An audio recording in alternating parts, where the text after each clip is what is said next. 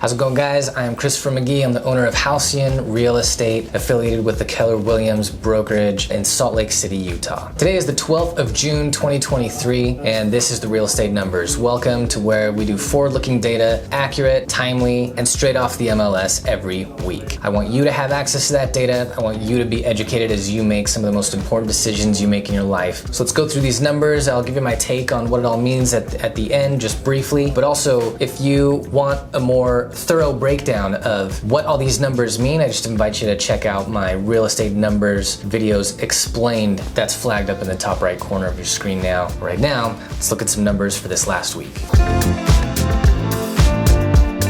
First, as always, our inventory. Our inventory right now sits at 7,673. That's up by 255 from the previous week, and that's been trending up since the spring buyer season began. We love to see it going up because when our inventory comes down, that puts inflationary pressure on housing prices, and they're high enough. We don't want them to go any higher, and that's why we love to see right now our inventory coming up. Our average days on market, the average number of days it takes for a property to go from being put on the market to going under contract, right now that is at 42 days. That's up just 1 day on average from the previous week, and this is still certainly trending down over the last several months. Okay, let's look at our average list price and our average sold price, and let's look at what the difference between those two things is. So our average list price as of last week, $616,797. Our average sold price was just under that at $612,324. The difference between those two numbers being $4,473 in the buyer's favor. Now,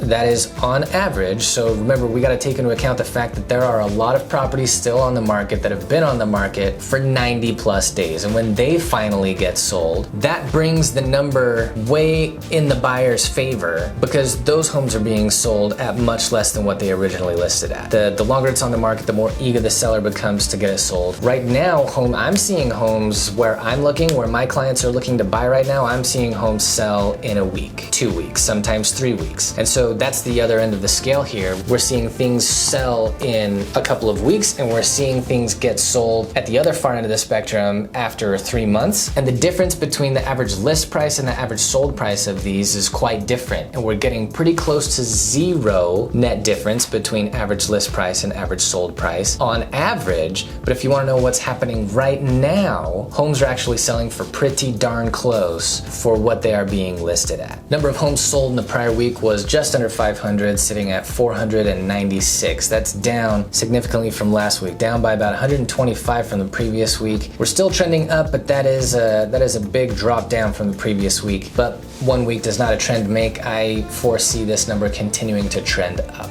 Number of homes currently sitting on the market comes to 5,180. That is up by just 40 from the previous week. That number dropped for about 3 weeks, but it wasn't dropping significantly. So number of homes under contract is still trending up by about 125 from the previous week, but trending up really since the beginning of the year. Price reductions have shot up. That number is up to 854 over this last week. Now that is still trending up. That's up by about 90 from the previous week. This is really showing us that buyers and sellers are kind of on an equal footing right now, and that they're both able to negotiate. Now we can see from the difference between average list price and average sold price not being a big difference, we have to reconcile that fact with this big number of the number of price reductions. So the number of price reductions that sellers are conceding to before they get under contract is increasing, but obviously how big the drop is not huge. It's not dramatic at all. If the number of price drops is increasing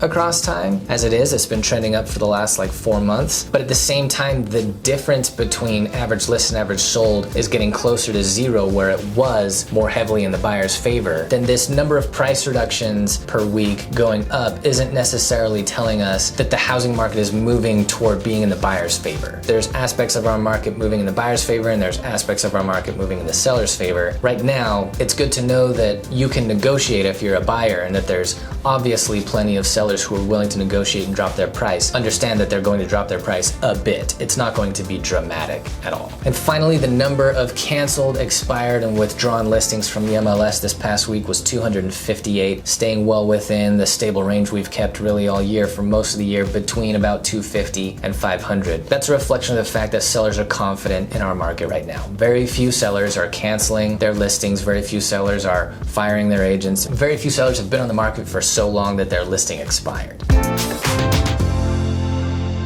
Okay, my take this week is mostly, again, like last week, that I'm really happy to see inventory continue to come up. I just want to repeat in this week's video what I said in last week's video if you are a buyer. If you're a buyer, it's good to know that inventory is increasing. Don't take that to mean that because you have more choices now, that you can wait on the market and look at 30 more homes across a month and expect the first home that you like to still be on market when you want to make an offer on it. Like I said earlier in this video, I'm seeing things get picked up and sold within a week, 2 weeks, 3 weeks. So if there's a home that you look at today and you like it and you think we'd be happy in this home, we could move to make an offer on this home, but I wanna double check. I wanna make sure that there's nothing else that I want more. If you wanna do that, then make sure you're double checking and making sure there's nothing else you want more within the next week, because there's like a 1 in 3, 1 in 4 chance that if you wait a couple of weeks to come back and make an offer on what you originally decided you liked, it'll be gone and under contract and available to you. So you don't have to move at lightning speed. It's not 2021 and homes aren't selling for 50K over what they listed at, but inventory is moving quickly. And gratefully, more inventory is being put on the market. There's more new active listings from week to week than there are homes being sold. It's a healthy place for us to be right now, as I've said for the last few weeks.